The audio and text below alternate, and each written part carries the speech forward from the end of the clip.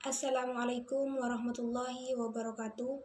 Perkenalkan, nama saya Ayul Farikoini. Saya merupakan mahasiswa Institut Agama Islam Syarifuddin Wonorejo Lumajang, Prodi PAI semester 6 kelas C. Saya di sini akan menjelaskan bagaimana cara membuat perangkat pembelajaran yang terdiri dari kalender pendidikan, rincian pekan efektif, silabus, rota, promes, RPP, serta KKM. Poin yang pertama yaitu kalender pendidikan. Kalender pendidikan adalah pengaturan waktu dalam kegiatan belajar mengajar dalam 1 tahun ajaran. Nah, di dalam kalender pendidikan ini saya akan menjelaskan mana itu hari libur, mana itu hari efektif, dan mana itu hari efektif akan tetapi tidak diefektifkan. Nah, di dalam kalender pendidikan ini ada warna merah. Nah, warna merah di dalam kalender pendidikan sudah tidak asing lagi kan, pasti hari libur. Nah, selanjutnya ini termasuk hari efektif. Nah, contohnya seperti warna hijau, warna putih, warna biru, warna kuning, warna abu-abu lah. Ini kenapa diberikan warna seperti itu? Alasannya agar dari warna-warna tersebut kita bisa mengingat bahwa akan ada waktunya matsama, waktunya rabotan, waktunya hari santri, dan waktunya pondok Ramadan. Nah, setelah kalender pendidikan ini selesai, saya akan melanjutkan ke rincian pekan efektif. Poin yang kedua yaitu rincian pekan efektif. Langsung saya contohkan yang di bulan November. Jumlah pekannya ada 4, minggu efektifnya ada 4, minggu tidak efektifnya ada 1. Langsung kita hitung di bulan November ada 4 pekan. 1, 2, 3, 4 lah. Maka 4 pekan ini kita tulis di rincian pekan efektif yang tadi. Selanjutnya minggu efektifnya 1, 2, 3, 4 juga ada 4. Maka ditulis kembali di rincian pekan efektif. Selanjutnya rincian pekan efektifnya itu ada 1 yang tidak aktif lah ini kan ya. Jadi ditulis juga di rincian pekan efektifnya. Ketika jumlah pekan, jumlah efektif, dan jumlah minggu tidak efektif sudah dihitung, selanjutnya kita jumlah semuanya. Jumlah pekan efektif dikurangi minggu tidak efektif, berarti 24 dikurangi 4 sama dengan 20 minggu efektif. Nah, minggu efektif dikurangi jam pelajarannya. Jadi 20 dikali 2 sama dengan 40 jam. Poin yang ketiga yaitu silabus. Nah, sebelumnya kita tulis dulu identitasnya seperti satuan pendidikan, mata pelajaran, kelas, alokasi waktu, serta tahun pelajarannya. Nah, selanjutnya kita tulis KI serta KD-nya lah. KI dan KD ini diambil dari KMA 183. Nah, di sini KD-nya saya hanya mengambil dari 3.1 dan 4.1 saja. Selanjutnya yaitu indikator lah. Indikator itu apa sih? Nah, indikator adalah sesuatu yang ingin kita capai agar murid juga bisa mencapainya. Seperti memahami dan mengkomunikasikan cara menghindari perilaku tercela dan hub adunnya itu seperti apa, bagaimana gitu. Nah, selanjutnya yaitu materi pokoknya. Contohnya, ayo menghindari sifat tercela dari perilaku hub dan adunya. Selanjutnya yaitu kegiatan pembelajaran. Mengamati, menanya, mengeksplorasi, mengasosiasi, dan mengkomunikasikan materi tentang cara menghindari perilaku tercela hub dan adunya. Selanjutnya yaitu penilaian tentang keterampilan dan sikap siswanya. Nah, setelah itu alokasi waktu lah. Alokasi waktu ini dari mana? Alokasi waktu ini dari rincian pekan efektif. Lah, maka dari itu kita harus membuat terlebih dahulu rincian pekan efektif. Selanjutnya yaitu sumber belajar.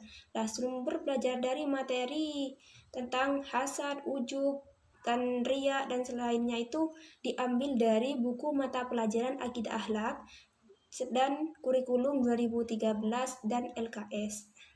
Poin yang keempat yaitu program tahunan. Nah, program tahunan ini sama, identitasnya ditulis dulu, KI dan KD sama seperti yang tadi lah. Lalu selanjutnya ditambahkan dengan alokasi waktu. Lah, alokasi waktunya ini dari mana? Nah, nanti alokasi waktunya itu disesuaikan dengan rincian pekan efektif yang sudah kita hitung tadi itu. Selanjutnya saya akan membahas tentang program semester. Yang pertama yaitu menulis identitasnya terlebih dahulu. Yang kedua yaitu mencantumkan KI dan KD-nya. Lah, karena KD-nya di sini di semester 1 ada 5 bab, maka langsung saja kita membahas di bulan Juli. Lah, di bulan Juli ini pada rincian pekan efektifnya itu ada 3 minggu. Sudah sesuai kan dengan rincian pekan efektif yang tadi. Di bulan Agustus juga sama, ada 4 minggu. Nah, karena di sini ada 5 bab dan ada 5 bulan berturut-turut, maka apabila hitungan alokasinya sudah benar dan waktunya sudah benar, maka semuanya ke bawah ini akan sesuai. Jadi kalau sudah dari awal rincian pekan efektifnya, terus protanya sudah benar, ke bawah ini selanjutnya promis ini pun juga sama-sama betulnya seperti itu. Selanjutnya saya akan membahas tentang RPP. Rencana Pelaksanaan Pembelajaran atau RPP. Nah, RPP yang saya gunakan ini menggunakan RPP yang 1 lembar.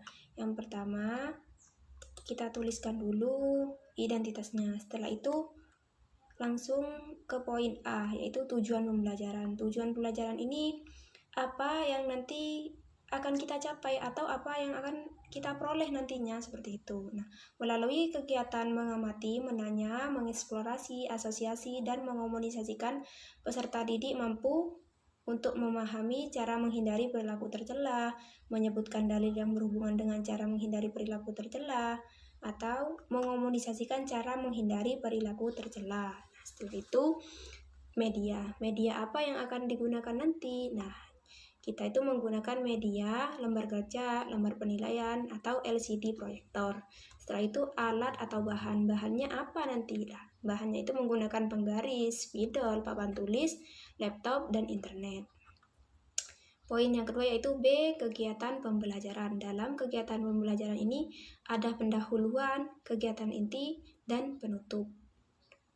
Kembali ke poin yang pertama yaitu pendahuluan. Dalam pendahuluan ini pastinya peserta didik memberi salam dan membimbing siswa untuk berdoa. Setelah itu guru mengecek kehadiran peserta didik dan memberi motivasi seperti yel-yel atau memberikan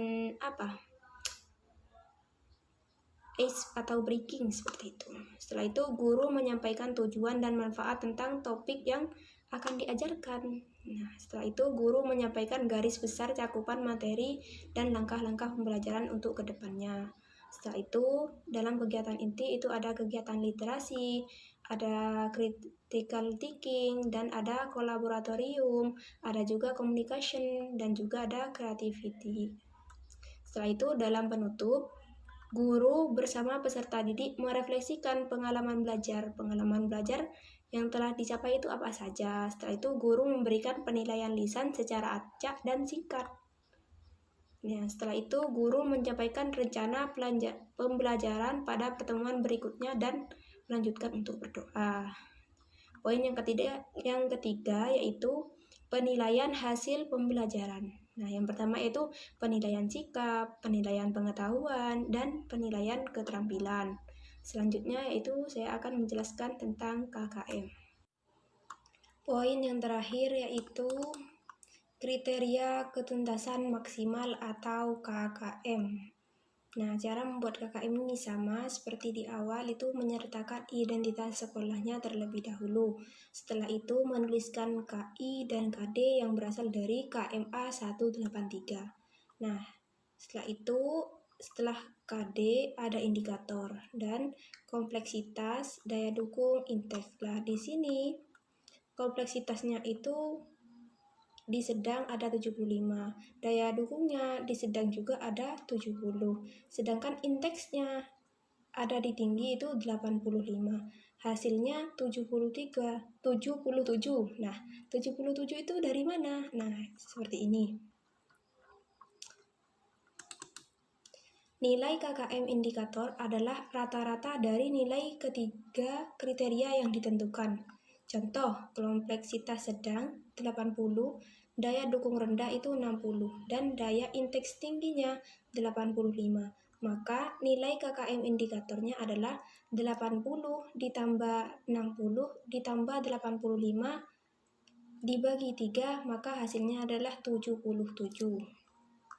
Cukup sekian penjelasan saya, kurang lebihnya mohon maaf. Wassalamualaikum warahmatullahi wabarakatuh.